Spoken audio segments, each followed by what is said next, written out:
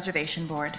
The clerk has confirmed that we have quorum, so I will now call meeting 29 to order of the Toronto Preservation Board. Welcome, everyone. This is a hybrid meeting with some members, staff, and public attending in person and others connected by video conference over the WebEx platform or calling in.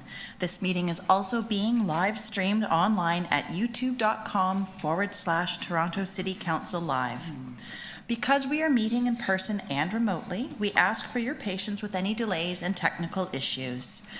If you are registered to speak at today's meeting, please listen for me to call your name. I will call speakers in the order they appear on the list, and the list of speakers can be viewed online by visiting the Toronto Preservation Board at toronto.ca/council and clicking the speakers box for today's meeting. I would like to request that staff and invited participants, as well as all observers joining remotely, keep their video turned off unless they need to speak or answer questions. This will make it easier for me as chair to see the members as we debate and vote on the agenda items. I also ask that all members keep their microphones muted unless you wish to question staff or speak to an item. If members wish to speak to an item, please make sure your video is on and raise your hand or unmute your mic and indicate your intention to speak, and I will create a speakers list. When voting on an item or a motion, I ask members to turn on your video and raise your hand to indicate your vote. If there is a recorded vote, you will be asked to state if you are in favor or opposed. Members, the City Clerk has provided all agenda materials on toronto.ca/council. As a reminder, please submit and approve your motions by email. Staff are available at hertpb@toronto.ca to help with motions. And so although we may be meeting in different locations today, the Preservation Board would like to acknowledge that the land we are meeting on is the traditional territory of many nations, including the Mississaugas of the Credit, the Anishinaabe, the Chippewa, the Haudenosaunee, and the Wendat peoples, and is now home to many diverse First Nations, Inuit, and Métis peoples. We also acknowledge that Toronto is covered by Treaty 13 with the Mississaugas of the Credit. Are there any declarations of interest under the Municipal Conflict of Interest Act? If you do have an interest, please raise your hand or unmute your mic and indicate the item number and the nature of your interest. Are there any declarations? Seeing none, could I please have a motion to confirm the minutes from our meeting on February the 12th, 2025? From Jeff, all those in favor, please? Motion carries. Thank you very much. So now we'll proceed to the agenda review. The first is PB 29.1, 604 Bay Street, Notice of Intention to Designate a Property under Part 4, Section 29 of the Ontario Heritage Act. We have a presentation from planning staff available if the board would like to hear it. Does anybody wish to hold this item? Adam, thank you very much. Moving on now to PB 29.2, 750, 752, and 756 to 758 Yonge Street, Notice of Intention to Designate a Property under Part 4, Section 29 of the Ontario Heritage Act. We have a presentation from Heritage Planning staff available if we would like to hear it. Would anybody care to hold this item? Adam, thank you very much. And that is the end of the agenda review. Moving on now to PB 29.1. And I'll turn it over to Heritage Planning staff. Good morning.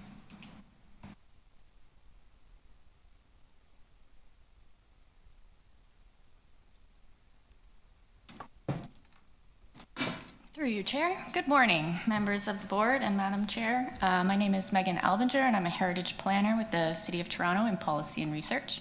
This morning, I will be presenting on item PB 29.1, 604 Bay Street, Notice of Intention to Designate a Property under Part 4, Section 29 of the Ontario Heritage Act. The subject property is located on the west side of Bay Street, between Dundas Street West and Edward Street. On the left is a location map illustrating the location of the property, and on the right is a recent photo of the property. The property contains the former Grey Coach Terminal, completed in 1931 to the designs of architect Charles Bramall Dolphin. It was listed on the city's Heritage Register on May 19, 1987, and continued to serve as a bus terminal until it was decommissioned in 2021. The subject property and the adjacent property at 130 Elizabeth Street are one of 8 city-owned sites selected for redevelopment through the Modern TO program adopted by Toronto City Council in October 2019. The city-led redevelopment of the site proposes to include affordable rental housing and a new Toronto Paramedic Services hub while retaining the terminal building fronting Bay Street. The city will be reviewing the application through the Priority Development Review stream. Heritage Planning staff conducted research and evaluation for the subject property and determined that it meets 6 criteria under Ontario Regulation 906. The property is located in an area of Toronto once known as the Ward, which in the late 19th century was a densely populated working-class neighborhood. Starting in the late 1880s and into the early 1900s, several large sites in the southern portion of the Ward were cleared for commercial and civic redevelopment. Up north of Dundas Street West, on the block where our subject property is located, a similar pattern of development and demolition was occurring, with small wood frame dwellings cleared and replaced with larger tenement buildings and commercial blocks, as can be seen in the image on the left. In 1925, a 5-story brick building on the northwest corner of Dundas Street West and Bay Street, known as the McKnight Building, was constructed, and within 2 years, all the properties fronting onto Edward Street on the north half of the block were demolished, leaving a large vacant lot. The McKnight Building and the vacant lot can be seen in the image on the right, which dates to 1931. In 1927, Grey Coach Lines leased a unit in the McKnight Building for their offices and waiting room and signed a lease to use the vacant property as a bus terminal. Grey Coach Lines was a newly formed subsidiary of the Toronto Transportation Commission, focusing on interurban travel and sightseeing to regional destinations. Demand for these services was high and grew quickly. By 1930, the TTC had begun the process of purchasing the north portion of the block for the construction of a new terminal to serve their passengers. At this time, the coach industry was still young. Waiting rooms and ticket counters were generally rented space or in buildings repurposed for another use. The terminal building is therefore among the first of its type to be designed and constructed for this purpose in Canada, giving it design and physical value. It is designed in the stripped classical variant of the Art Deco style. The features of this style are evident in the symmetrical design, the rounded archway distinguishing the main entrance, the pilasters that separate the vertical bays and project upward from the roofline, and the material palette of stone and cast aluminum spandrel panels. In contrast, many other bus terminals from the interwar era, both in Canada and the United States, date to the late 1930s and adopt a streamlined modern aesthetic, which was a later variant of the Art Deco style. As a new typology, the design of the terminal also has design and physical value for the artistic merit evident in the spatial arrangement of the terminal building and bus yard, which provided for safe and efficient movement of both passenger and vehicular traffic within the site. Evident in the floor plan shown at upper right, the terminal building's main entrance hall, which served as the original waiting area, and the circulation of passengers to and from the bus yard platforms were a central component of the floor plan. While the interior has been altered, the main components of the spatial arrangement, including the central entrance hall and the relationship between the terminal building and the bus platforms, remain legible, as can be seen when comparing the images of present day at left and in an archival photo at right. The building reflects the career of its architect, Charles Bramall Dolphin, who is recognized by the Ontario Association of Architects for his significant contribution to the province's architectural heritage. He is particularly celebrated for his original interpretations of the Art Deco style, including the Consumer's Gas showroom dating to 1930 on Yonge Street north of Eglinton Avenue, which is shown in the image on the right, as well as the Postal Delivery Building dating from 1939 to 1940, which is now part of the Scotiabank Arena.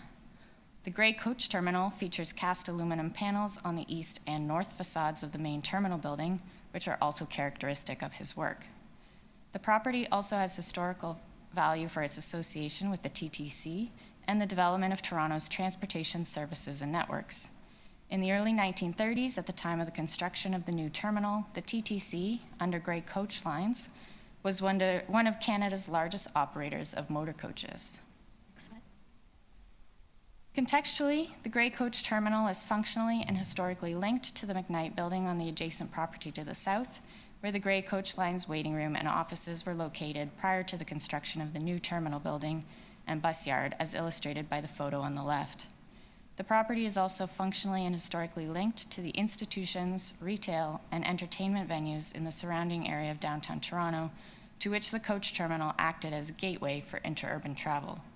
The property, which served as the arrival and departure point of many residents and visitors to the city over its 90-year history as a coach terminal, also has value as a landmark within downtown Toronto. Therefore, since the property meets more than 2 criteria under Ontario Regulation 906, staff are recommending the designation of 604 Bay Street under Part 4 of the Ontario Heritage Act.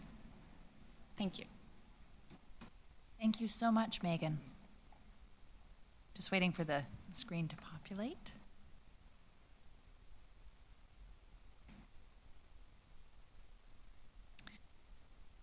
So we have no speakers on the item, but do we have questions of staff? Adam. You're muted, Adam. Thank you, Madam Chair. I actually have 5 questions. I will hope to go through them quickly and one by one. I hope one by one too. So let's take them one at a time, and you don't Okay, have to thank you. rush. I'd like to thank staff for the initiative of designating this site. It's obviously a very important site in downtown Toronto. Looking at the history of how it's evolved over time, I'm wondering if there's a possibility of having it marked for archaeological potential. I note that the site has had multiple uses over time. You mentioned that there were frame dwellings beforehand. There was an archaeological dig at Yonge and Gerrard at the Sky Concord building at the southeast corner a number of years ago that was quite revealing in identifying materials and artifacts from the history of the ward. I note right now this building is not on the archaeological register, or whatever proper term is used for that right now. Is there an opportunity or way to get this onto the archaeological register? Mary's going to take the question. Good morning, Adam, through the chair. We don't have an archaeological register. We have an archaeological management plan. And all archaeological work, any property that's subject to development downtown, as this property is through the Create TO project, we look very carefully to see, is there any potential for archaeological remains? So that work will happen through the development process, so you needn't be concerned about it. But your information is very interesting, and I'm sure whatever is there will come to light. Okay. Question 2. Actually, I guess, thank you, Madam Chair. Question 1.5. What is the proper term for the archaeological potential or archaeological register? Just looking at the city map right now. Okay. Did you move on to question 2? Yeah, so we have an archaeological management plan, and Okay. that plan has, and you see on the map, there's a lot of pink area, and the pink area relates to the possibility of there being the potential for either historic or pre-settlement archaeological remains. And so, you'll see a lot of it down the river valleys, and that obviously relates to Indigenous settlement and potential. And then in the downtown area, because there is the possibility still to find evidence of the city's past in, say, our parking lots, or we may think of those areas as being disturbed, but they aren't necessarily, as the discovery of the first Parliament site indicates. So we don't do an integrity review of downtown properties until they actually come up for development, and then we take a look at the sites themselves. And this particular site obviously has some open spaces with potentially undisturbed, but then an archaeologist is hired and the work is, moves forward with an understanding of soil disturbance. So that's sort of the process. I'm not sure if that answers your question. It does, and I do know I'll probably be bringing forward a motion requesting that there be some sort of formal archaeological investigation. This was also Toronto's first Black neighborhood. Sorry, Adam. What I've said is that there is an archaeological investigation that happens through the development process. That is an absolute requirement, and no motion is needed. Well, Thank you. Will those findings be made public? Archaeological investigations are not initially made public. They have to go through a review process with the Ministry of Culture and Citizenship and multiculturalism. Citizenship, sorry, I'm behind in my acronyms. So that they don't become public automatically because there's a review process, and there's always concerns that if you start saying what might be there somewhere that someone might try to look for things. So we can, if you want to contact us offline, we can see through the process if anything interesting related to the historical has come up. But yeah, that's a Okay. I'm happy to continue this discussion in the discussion among the board members section, but I think I should probably move on to question number 2 now, if that's okay with everyone. Yes, please. Okay, thank you. And thank you, Mary. sure. Through the chair, thank you. This site, the bus terminal, has a significant 2S LGBTQ history as well. Will that be noted at all, or was that noted at all in the designation? Is there an opportunity for commemoration? Megan? Through the chair, thank you for the question. There is no mention of a 2S LGBTQ plus connection to the site in the report. It mainly focused on the what staff determined to be the cultural heritage value according to OREG 906, which, as the presentation outlined, relates to the physical value, the association with the architect and the TTC, and the contextual value of the site. And I'm going to, Tamara Anson-Cartwright is also going to speak on this. Through the chair, the Create TO and the consultants, the heritage consultants, are going to do an interpretation plan. So I think any new information relating to more historical information in the community and the use certainly could be something that we could ask that the consultants provide or include as part of their interpretation as being an associative and historical. Thank you. And I'm more than willing to send some information over as well, because this was a very important site, especially for queer people coming in and out of the city of Toronto. It was a meeting place. It was a cruising site. It was somewhere where people could meet coming and going and feel safer than, just going to a bar in downtown Toronto. And of course, there's also the rich lesbian history of the ward and the rich queer history of the ward, being Toronto's first gay neighborhood before the slum clearance in the 1960s. So just pause for a second, Adam, because I'm going to make sure that there's no other questions from other members of the board. Paul, do you have one? Over to Paul for a moment, and then back to you, Adam. Yep, thank you. Thank you, Madam Chair. My question is, in the heritage attribute statement, it refers to the original 4 bus bays, but it differentiates that from the rest of the bus bay part of the structure. The architecture and the lines of the bus bay continue all the way west to Elizabeth and along Elizabeth. And I just wonder what was the reason for only highlighting the 4 original bays? I realize there are different dates of construction, but it's one fairly uniform, unified bit of architecture design. And I'm just wondering why we wouldn't recognize all of it as one whole. Through the chair, thank you for the question. So the 4 original bus bays are identified in the first section of attributes, which relate to the design and physical value of them being associated with the early typology. If you look at the second section of attributes for historical and associative value, it does mention the additional bus bays to the west as being related to the associative value with the TTC and the theme of Toronto's transportation development. So they are acknowledged, they're just recognized in the historical and associative value attributes. So if we get to the point where we're looking at a redesign or development, we would recognize all of it, at least as a starting point for whatever comes next? So yes, this report before you is determining what the cultural heritage value and attributes are, and then any alterations to those attributes would be addressed in a later report when the development application is submitted. Terrific, thank you. Other questions of staff? So we'll move, item number 3. Thank you, Madam Chair. Just to clarify, the bulk of the heritage attributes are situated along the Bay Street and the east side of the site, and not on the Edward and Elizabeth west side of the site. Just for clarification. Through the chair, yes, that's correct. Thank you. Number 4, Adam? Thank you, Madam Chair.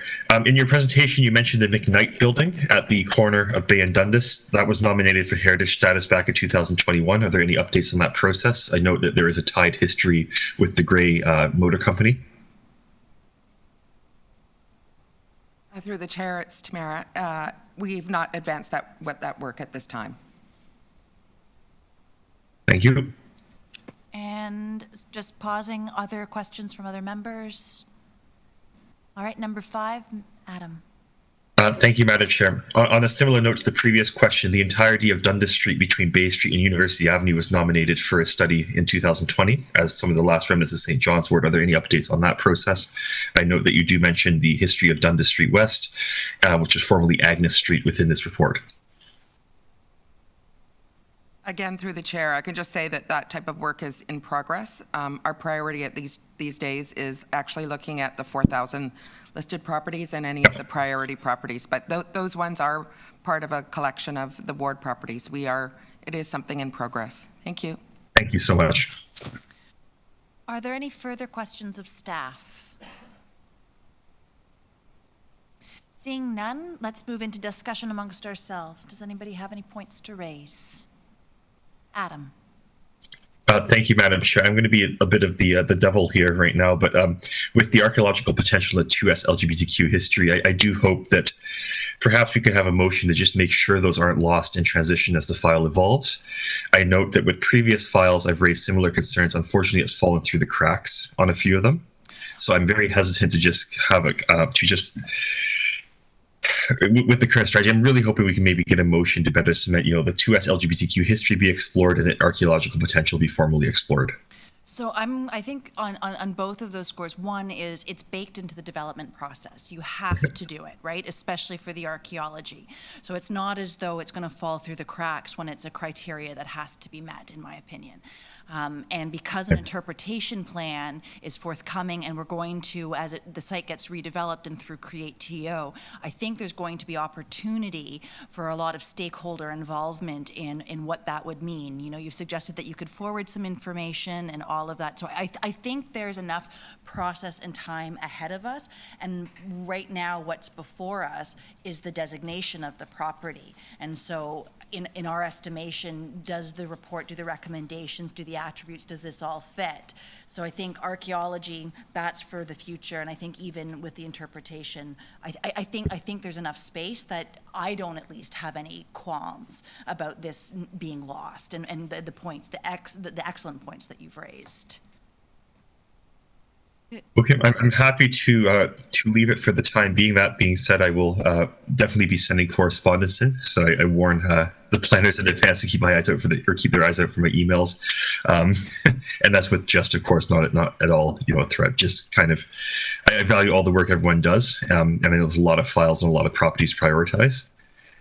So thank you, everyone. I'm just going to throw it over to Mary for a moment. I just had one thing to add, Adam, for your comfort. Because we are currently, working on the development application, and I would expect that it's not going to be too long before you see a report. If you'd like to prepare a letter and send it to, you can send it to my attention or Ann Fisher, who is the program manager for the area, with any information you might have about interesting use histories for the site, and we can discuss working that into our recs potentially for the interpretation plan, so that you will see that already, and that's where we might be able to provide the comfort that you're looking for. Well, we will. I'm sure we will. So. Thank you. I'm drafting an email to the Queer Archives right now to get that information for you with sources as well. Perfect. Other discussion points?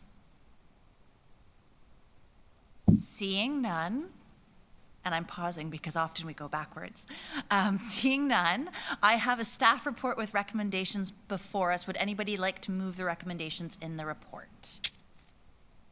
Mitchell. Thank you very much. All those in favor? Motion carries. Thank you so much. And moving on now to PB 29.2. Thank you so much, Megan. We're having a little change of staff for presentations.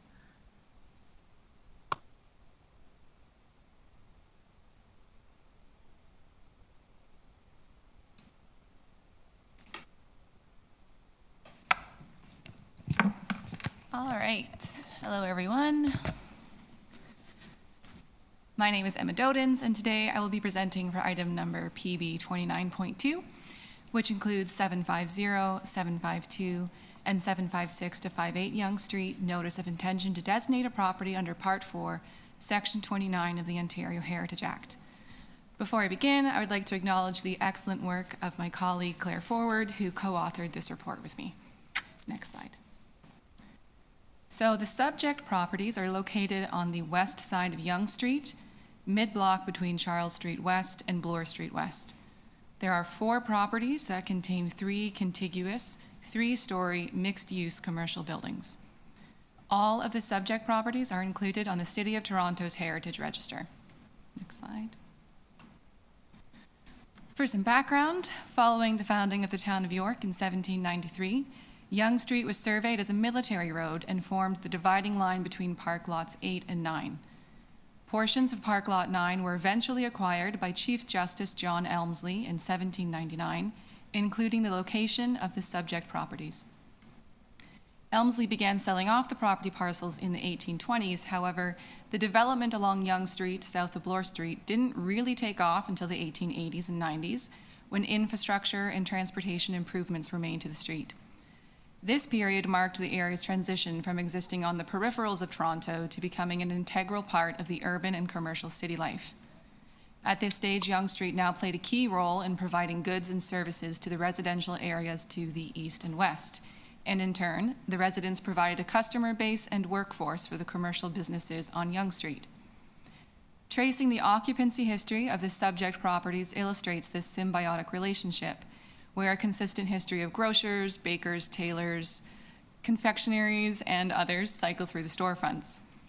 The opening of the first apartment stores near the Yonge and Queen Street intersection consolidated the branding of Yonge Street as Toronto's main street, which was filled in north to Bloor Street by the end of the century. The majority of those historic buildings comprised 2- and 3-story commercial rows and blocks, such as the subject properties, which you can see outlined at this historic photo on the right-hand side of the screen. Next slide. At the time of the building's construction in 1912, 750 Yonge Street was owned by Horace P. Blashford, who purchased the property from the Land Security Company in 1886. Horace was one of the co-founders of the H&C Blashford Limited Shoe Company. In 1912, an advertisement appeared in the Contract Record and Engineering Review expressing tenders open for the subject property, which was designed by the architects Curry and Sparling in the Renaissance Revival style. The firm of Curry and Sparling formed in 1909 when Samuel George Curry, a well-established Toronto architect, invited the comparatively inexperienced William F. Sparling to join into a partnership. During the 7 years that the two men worked together, they completed a number of commercial and residential commissions, including the Lionel Rollison Building on Gloucester Lane and the original Granite Club on Church Street. And during that time, Sparling became known for his frequent use of the Renaissance Revival style. Curry is also known to contributing to the formation of the Ontario Association of Architects in 1890. Their application of Renaissance Revival style is evident in the building's classical influences, which we can see in its expressed cornice, entablature, the limestone cladding, that regular rhythm of window openings, which is defined by shouldered architraves on the 3rd story and triangular pediments on the 2nd story, which are currently overclad, a matching cornice above the ground level storefront, and a molded string course to delineate the 2nd and 3rd stories. Percival S. Blashford, Horace's son, opened a shoe store out of the building he operated out of the building until 1940, after which point the space was leased for various business and commercial functions. Archival photography, which you can see on the screen, and building records show that the roof formerly supported a parapet with balustrades, likely also of limestone construction. Next slide. In 1844, John Elmsley granted a parcel of land to John Burgess for £75. The current building at 752 Yonge Street was built as a hotel for Burgess in 1890, and it was known as the Rising Sun Hotel. But it actually replaced the older Rising Sun Hotel that was located to the north at 756 to 58 Yonge Street. John Burgess died in 1908 and was survived by his son Colin Burgess. The Rising Sun Hotel, however, did not long survive John, and it was forced to close on July 31st, 1909, due to a mass repeal of liquor licenses for 41 hotels in the city by the license commissioners. Colin Burgess continued to use the building as a residence until roughly 1925, when it was then converted for commercial purposes and functioned as such for the next century. The property at 752 Yonge Street is a representative example of a Main Street commercial row building designed in the Edwardian classical style, which is evident in its flat roof with rectangular plan, symmetrical composition, decorative brickwork, and the central stepped gable parapet with finials. Next slide. So the original building located at 756 to 58 Yonge Street was a 2.5-story wood frame building that was set back from the street, which you can see on the right-hand side of the screen and the fire insurance plan. That building was the first Rising Sun Hotel, which was also owned by John Burgess. By 1891, the hotel relocated to 752 Yonge Street, and that wood frame structure was replaced by the current building in 1909. The city directories for that year list 2 businesses occupying the new storefronts, a butcher and a millinery. And since then, the building has been the premises of a variety of retail businesses for over 100 years. 756 to 58 Yonge Street is a representative example of a Main Street commercial row building, also designed in the Edwardian classical style. And the use of the style is evident in its flat roof with rectangular plan, symmetrical composition, decorative brickwork including ashlar silk horse, pilasters, coins, panels, and the simple projecting cornice supported by corbels. Archival photography also shows that this building had a more elaborate parapet that has since been lost sometime after 1950. Next slide, please. So looking at these buildings in context, Yonge Street's historic character is generally typified by 2 to 4-story heights, narrow lot frontages, 0 setbacks from the street, flat or mansard roof profiles, brick and stone construction, storefronts at grade, and a variety of late 19th and early 20th century architectural styles. All of these features are evidenced by the subject properties. The portion of the historic street wall formed by the subject properties, as well as the William Luke buildings at 774 Yonge Street and the former Uptown Theater at 764 Yonge Street, are otherwise framed by modern and contemporary high-rises that bookend the block. This grouping of built heritage resources contributes to a distinct sense of place along a street that serves an important civic and commercial function in the city. The properties provide a historic connection to how Yonge Street developed into its Main Street role. Therefore, for the reasons summarized in this presentation, staff have determined that the 4 properties at 750, 752, and 756 to 58 Yonge Street are worthy of designation under Part 4, Section 29 of the Ontario Heritage Act, as they all meet more than 2 criteria as prescribed by the Ontario Regulation 906. And that concludes my presentation. Thank you. Thank you very much, Emma, and thank you, Claire. We have no speakers on this item, so we'll move into questions of staff. Adam. Thank you, Madam Chair. Again, I have about 4 to 5 questions. They're all relatively brief, and I hope to go through them one at a time. Please do, one at a time. Absolutely. Start wherever you'd like. Yeah. During the course of research, were staff able to identify the significance of the name Rising Sun? Thank you. Through you, Chair. Unfortunately, no. It appears that the hotel existed at least as early as 1848. It appears in directories, but I found no evidence suggesting why it was named the Rising Sun Hotel. If you've come across anything, I would love to hear it, but no, it's those breadcrumbs kind of trailed away, unfortunately. Adam? Thank you. Yeah, I know there's quite a few New Orleans-themed venues along that stretch. New Orleans Cafe, Katrina's in the 70s, and the Rising Sun from the 1840s onwards, but just an interesting quirk, I think, in Toronto's history. If I find anything, I'll let you know. Moving on to the next question, I note the parapet on the Rising Sun Hotel is currently disassembled and in a state of partial demolition. This was due to potential structural issues flagged in fall 2024. Will that be reconstructed, and is that included within the designation? I know the timing is a bit wonky with the designation coming forward and the work already underway. Thank you. Through you, Chair. So the property owner has been in dialogue with heritage planning staff to advance the masonry conservation as soon as possible.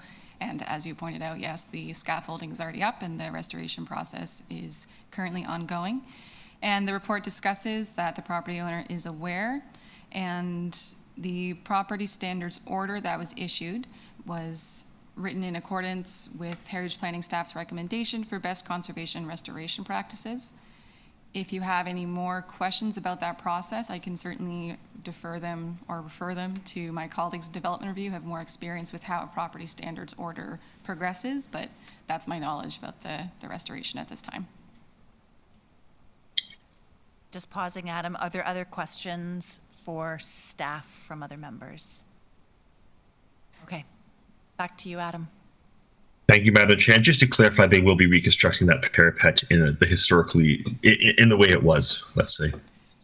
That was the recommendation of the PSO to my knowledge, so I believe that is the plan. If I can follow up with my development review colleague, yes. Okay, Adam? Thank you. Is there anyone from Development Review here? But Adam, I'm just going to pause. What's before us is the designation report. Oh, not to worry. Thank you. I'm happy to continue it offline. Yeah, it's been confirmed, but we need to keep Yep. our focus. Thank you. Yep. I'm happy to continue that offline. Next question. Through you, Madam Chair, is the PSO the reason that we're seeing these designations? If it's possible to clarify that, because I know these are part of the historic Yonge HCD as well. Again, through the chair, the designations were actually identified as something because one of them is expiring, the listing, but it was all part of the actions that we wanted to do as a result of the historic Yonge HCD. These were properties that were excluded from the boundary, and we had already prioritized. So it was by coincidence that the two things happened. Thank you. Thank you. Next question. I think that's all of my questions for now. The next one's a comment. Thank you. Okay. Are there other questions of staff? Wendy. Yes, thank you. Just for my knowledge, because I don't know how this operate, and just now it's mentioned if that the current building is really quite run down, as I been pass by that all the time, and so if this those owners forced to restore, and is the owner going to be responsible for all the for the cost for the restoration? Hi, Wendy, through the chair. So how it works is when you have a property that's designated under the Heritage Act, it is subject to additional requirements under the property standards bylaw. So if you think of a typical property that isn't designated, there is an enforcement process, if the drainage is happening weirdly or if things are a safety concern, and orders get issued. With the heritage properties, there's an enhancement so that we can also not just write up things that are kind of, structural or urgent or emergency. We can also write up heritage attributes that are decaying. And this is really to help us curb demolition by neglect. So the property may be sound, but if the attributes are being left to rot, we can write that up as well. So that usually happens through an enforcement and complaints process, which can be lengthy. The city will write up an order, the owner has to respond. It's a back and forth thing. And I mean, it can end up in court. It can be subject to litigation, but typically the city works with the owner to satisfy the order itself, and all of that would be subject to the owners paying for that to happen.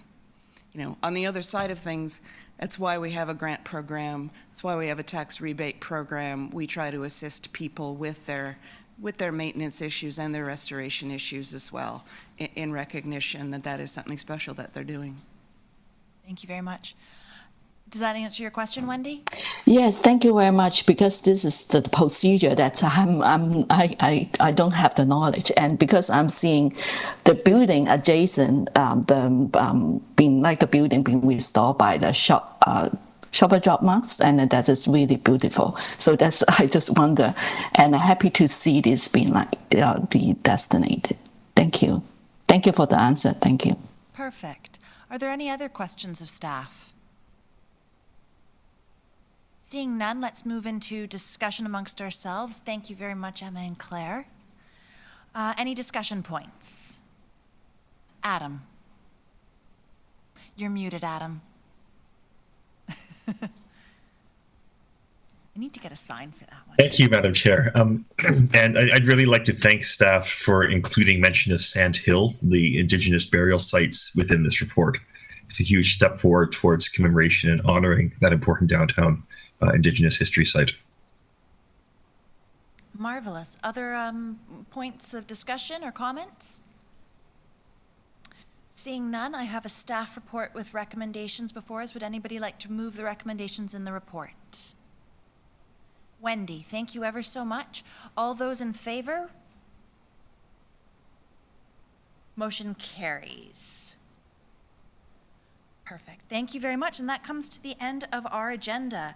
It's going to be so long until we see each other on April the 1st, and that's no joke. Just think of all the April Fool's jokes that are left to come. I apologize in advance, but for now, happy Friday, happy spring. The meeting is adjourned.